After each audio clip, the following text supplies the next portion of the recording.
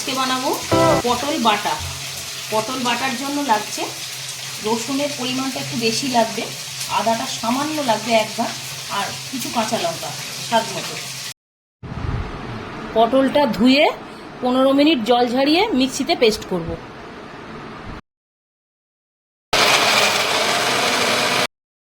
পেস্টটা হয়ে গেছে।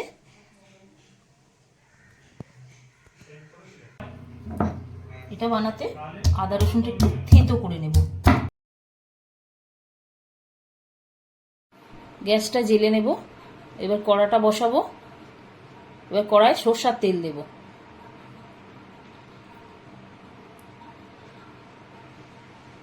এটাতে তেলের পরিমাণটা একটু বেশি লাগে। তেলটা গরম হয়ে গেছে। এবার আমি হাফ চামচ কালো জিরে দেব। এরপর আদা আর রসুনের যে থেঁতো করা পেস্টটা এটা দিয়ে দেব।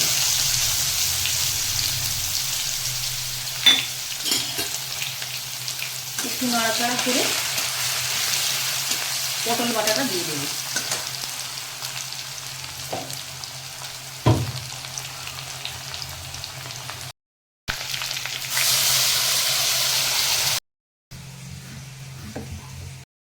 এবার এর সাথে কাঁচা লঙ্কা বাটা দিলাম।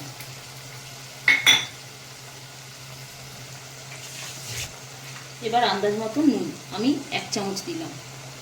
এতে চিনির পরিমাণটা একটু বেশি দিতে হয়, তাই আমি 1 চামচ দিলাম। সামান্য 1 চিমটে হলুদ দিলাম।